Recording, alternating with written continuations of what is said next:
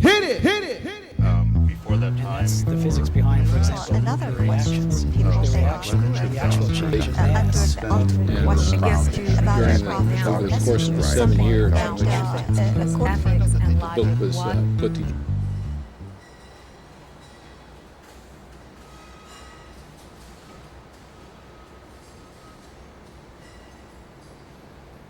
A great rabbi in our tradition who lived in the first century, named Khalil, was asked by, I think the contemporary term would be in a snarky way, was asked by someone to describe the Torah while standing on one leg. And his reply was this: "What is hateful to you, do not do to another. All the rest is commentary, go and learn it." But he was able to describe the Torah in that sentence, which is kind of the inverse of do unto others, do unto you. A number of words from the Jewish tradition that have been used in a number of different settings. Many people have found inspirational. Again, I think many of you will recognize these. From Amos, let justice roll down like waters and righteousness like a mighty stream. From Micah, what does Adonai your God require of you? Only to do justly and to love mercy and to walk humbly with thy God. And from Deuteronomy again, justice, justice shall you pursue. And in Hebrew, that is zedek, zedek, tirdof, justice, justice you shall pursue. In Hebrew, the root for the three words justice, which is zedek, charity, which is tzedakah, and righteousness, which is zadik, is the same. It's the same three Hebrew letters that form the roots of those three words. And what significance does that have? It certainly implies that charity is not something that we simply do out of the goodness of our heart or because we're feeling magnanimous on a given day. It is something that we are called to do, something that it is our duty to perform. And it also implies that we can bring justice into the world through our own good deeds and righteousness. One of the things this is kind of a side trip that I took while I was preparing these remarks, but it has to do with charity, because many of us give to charitable causes. But this is a parable, I think, that helps us to maybe think beyond just giving money or donating to a worthy cause. And the parable is, if you live in a village by a river, and on a regular basis you and the other villagers have to rescue people from the river who are in danger of drowning, at some point it might be very helpful to go upriver and figure out why they're falling in. So I think not only are we called to meet immediate needs, we're also called to try to figure out how to change the world to be a better place. I have two things that I need to say in closing. One is a quote from Isaiah, chapter 19, verse 24 and 25. Israel will be the third with Egypt and Assyria, whom the God of hosts shall bless, saying, "Blessed be Egypt, my people, and Assyria, the work of my hands, and Israel, my inheritance." Now, I want you to imagine being in your place of worship and hearing someone today say, "The United States shall be the third with Russia and Iran, whom the God of hosts shall bless, saying, Blessed be Russia, my people, and Iran, the work of my hands, and the United States, my inheritance." What Isaiah was saying in his time was equally as radical and something that I think it behooves us to keep in mind. I hope that some of what I've shared with you has been meaningful. I need to say that we all cherry pick from among our religious texts the ones that speak to us most clearly, and then we tend to ignore the others that either bother us or that we don't agree with. So I want to close with some words from the author Anne Lamott, who says, "The opposite of faith is not doubt, it is certainty. It is madness. You can tell you have created God in your own image when he or she hates the same people you do." Thank you very much.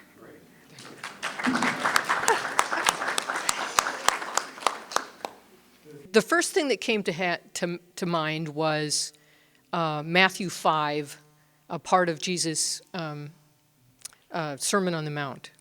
And he said, "You have heard that it was said, 'You shall love your neighbor and hate your enemy.' But I say to you, love your enemies and pray for those who persecute you, so that you may be children of your Father in heaven. For he makes his sun to rise on the evil and on the good, and sends rain on the righteous and on the unrighteous. For if you love those who love you, what reward do you have? Do not even the tax collectors do the same? If you greet only your brothers and sisters, what more are you doing than others? Do not even the Gentiles do the same? Be complete, therefore, as your heavenly Father is complete." And then I went down to, this is a personal favorite of mine, Matthew 6.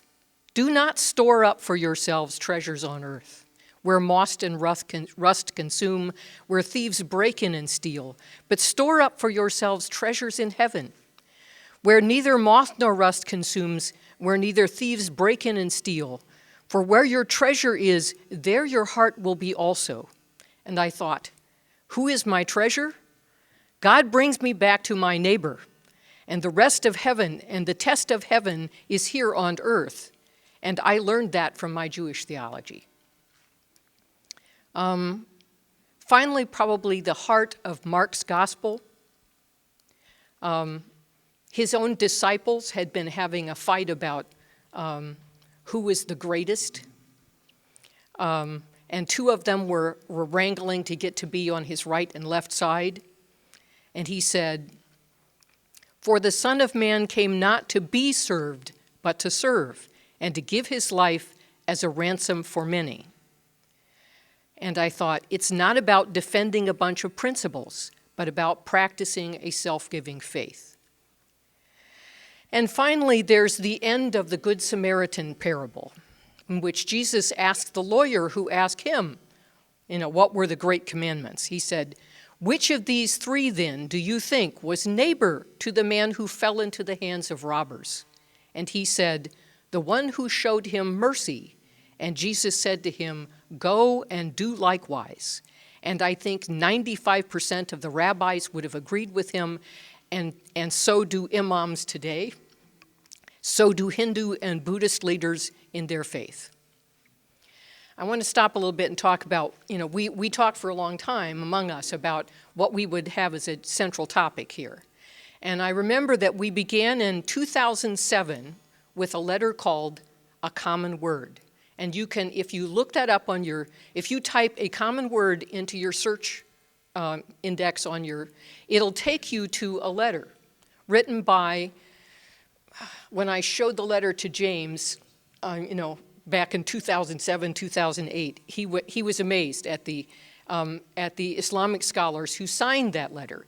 It was a letter initiated by them to us Christians, stating what united us and asking for dialogue. And what united us was a love of God and neighbor.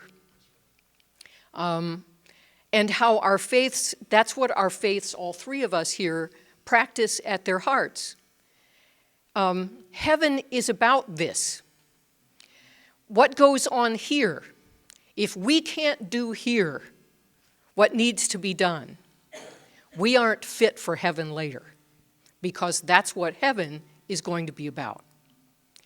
And I'm participating in this again because I've learned so much from my friends who sit here at the table, Muslim, Jewish, and Christian.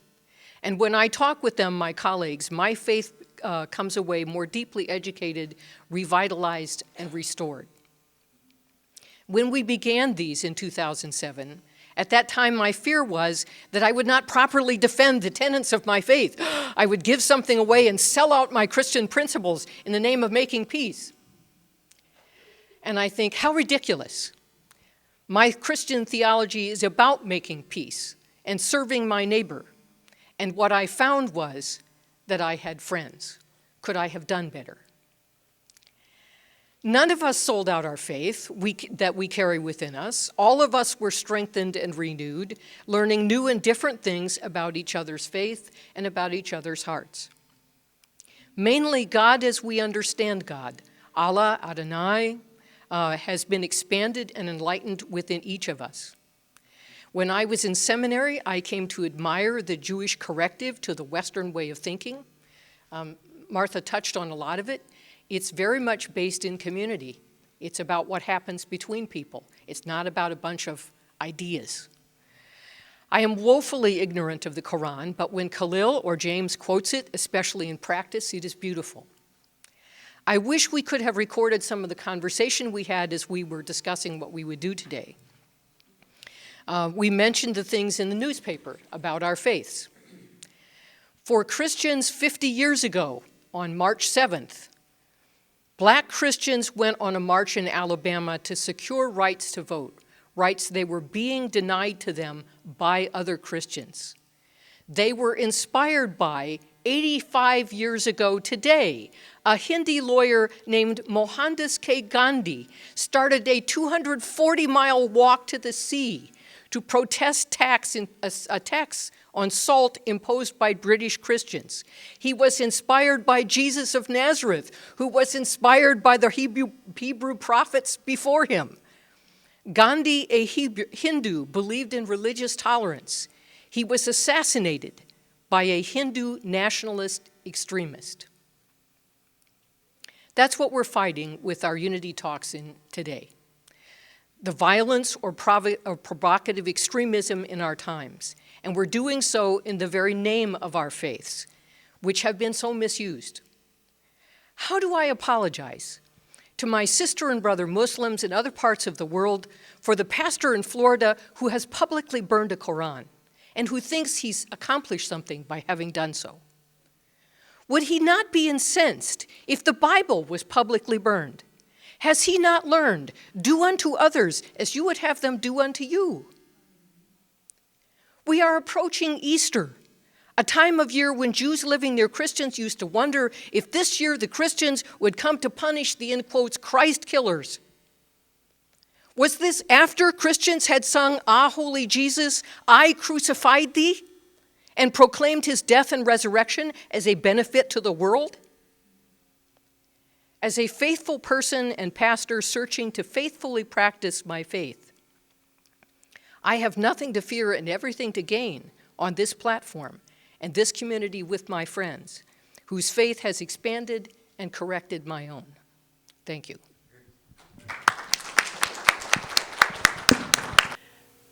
In 2015, we are celebrating the 50th year since the Vatican had the wonderful Nostra Aetate statement, Vatican II, in which they said the Catholic Church rejects nothing that is true and holy in other religions.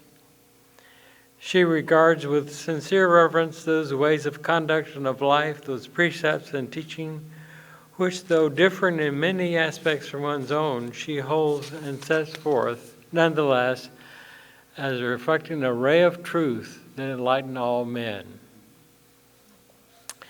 And this is the 25th anniversary since the statement was also made on how we can have interfaith dialogues. 4 different possibilities: the dialogue of life, in which people strive to live in an open and neighborly way with each other; the dialogue of action, in which Christians and other faith groups try to collaborate in the liberation of people and justice; a dialogue of theological exchange is the third, where specialists deepen their understanding of their respective religious heritages to appreciate each other's spiritual values. And then lastly, a dialogue of religious experience, where people rooted in their own religious tradition share their spiritual riches with prayer and contemplation and faith and searching for God and the absolute. The common word was a Muslim contribution to really what Catholics had begun with these statements. And it has been followed up by remarkable events. I think one of the most intriguing is the group that came from Cambridge University, the movement called scriptural reasoning, in which groups of 8 to 10 people of different faith traditions sit around the table and take each other's scriptures. One will read and interpret what it means to them and how they understand it in their faith, and others will respond from their faith. Also out of this A Common Word came the UN resolution in 2010 that the first week of February of every year would be called World Interfaith Harmony Week.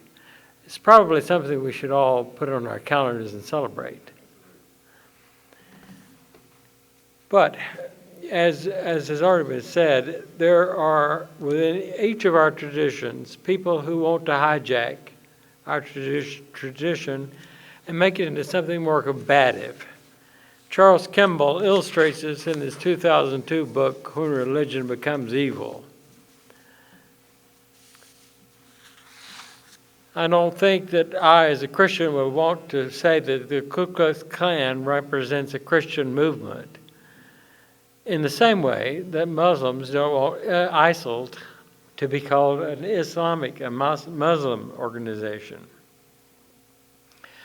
Krister Stendahl, a Swedish Lutheran theologian, gave 3 guidelines for interfaith understanding.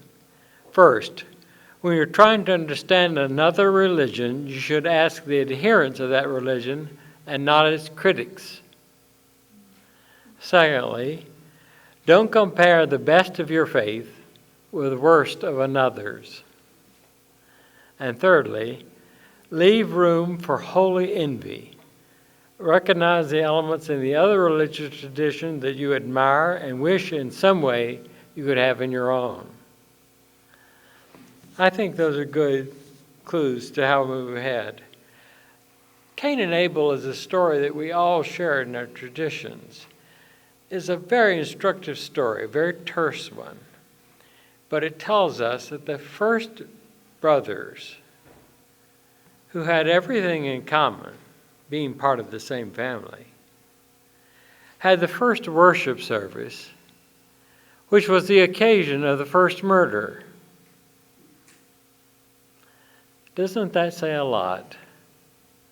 That sometimes our efforts to get closer to God become the occasion of our greatest falling out with our fellow human beings of the same blood, of the same sort as we.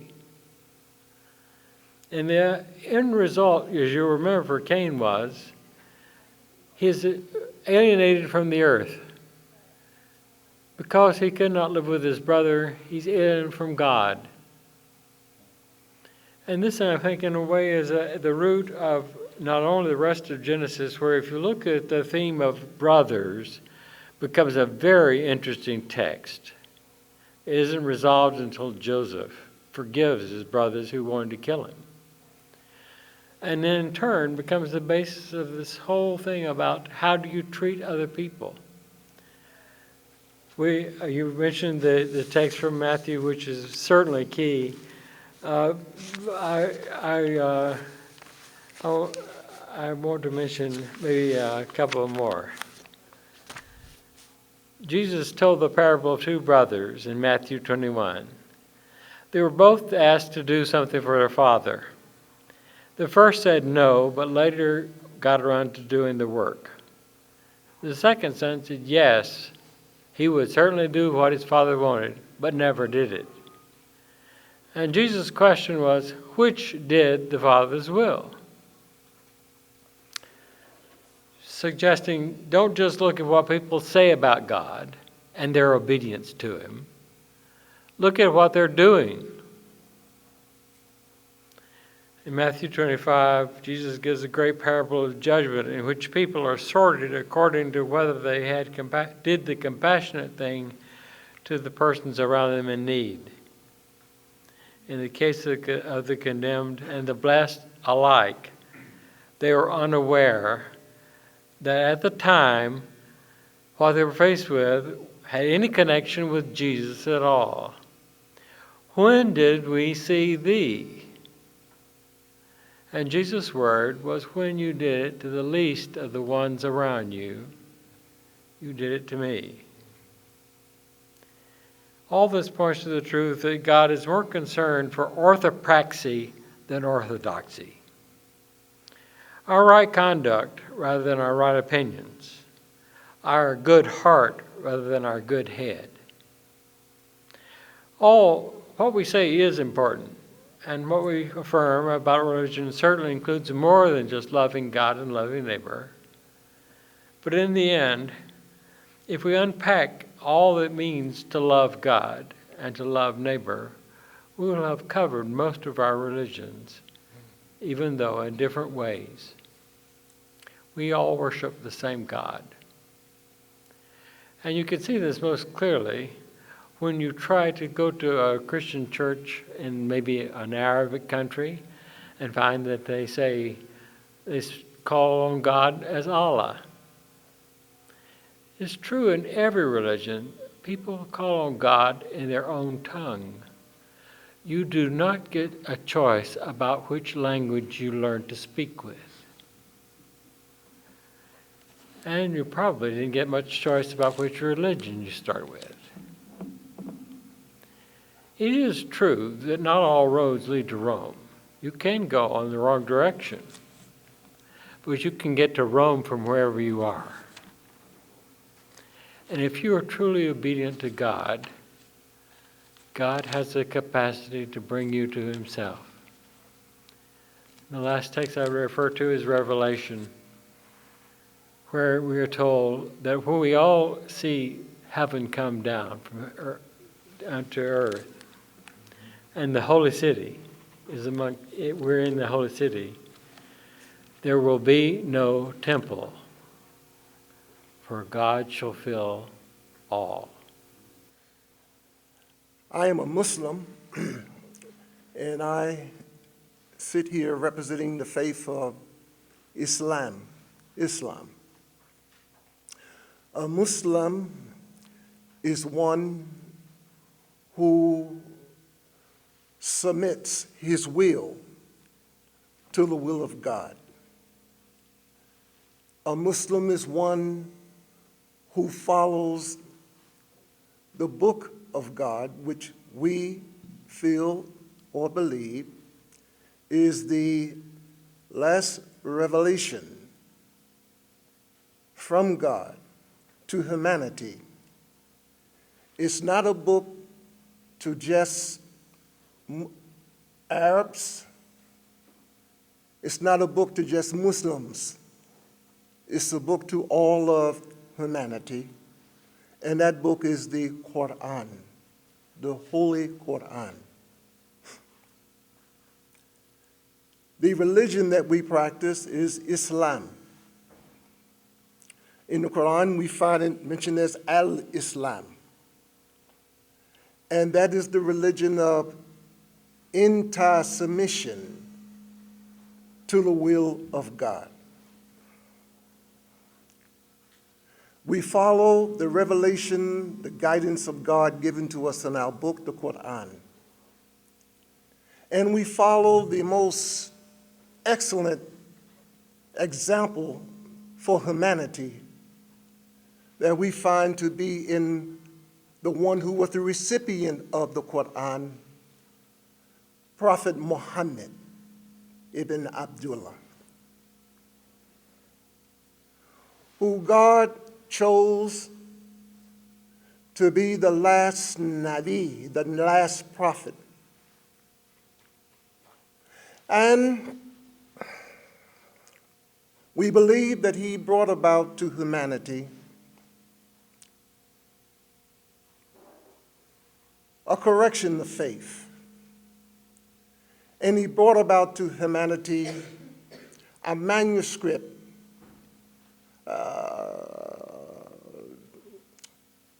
revelation to bring about an end to man's hostility with man, man's injustice to man. We find that to be the Quran.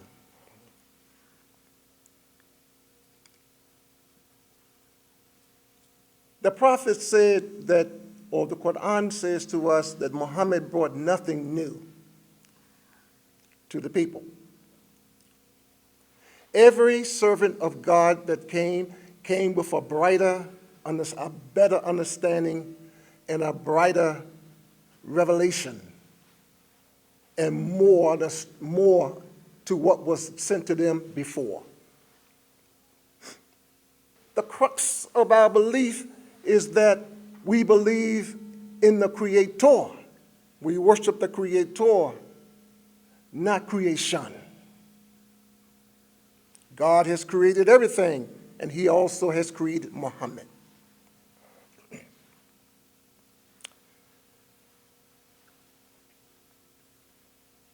The life of the Muslim is illustrated in the true understanding of Islam.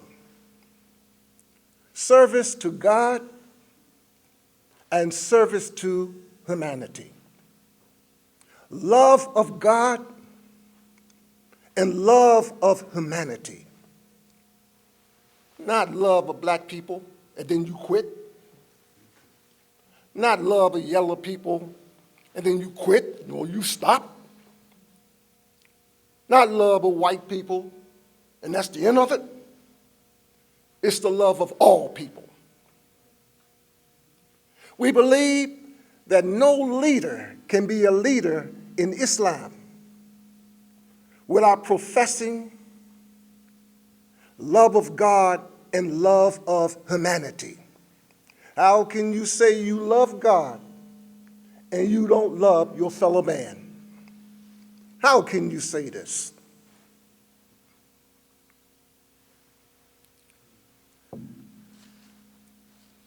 There's a verse in the Quran which gives a very illustrated look at what we should be and makes us think about where we should be. It reads like this: it is not righteousness that you turn your faces towards the east or west, but it is righteousness to believe in Allah. I stop here momentarily, because when I say Allah, some of us, we have these old wrangled prejudices that we stop right there, and you won't follow me the rest of the way. You'll stop right there. So who is Allah? Allah is God. Our book, the Quran, gives us the name of the Creator, gives us the name of God. Allah is God. And God taught Muhammad to say to the people, it has come to me by inspiration that your God and my God is one God. This religion is a religion that recognizes humanity and expresses love for God and love for our neighbor.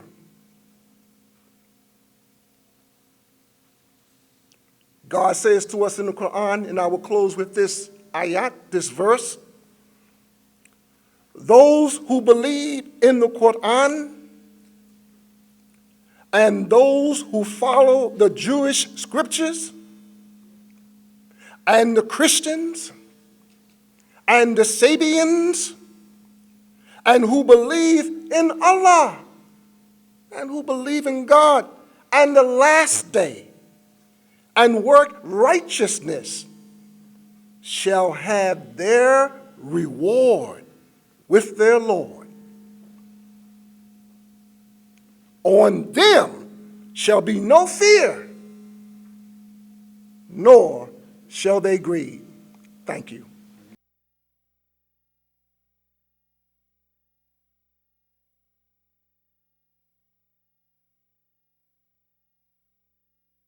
Hit it, hit it, hit it.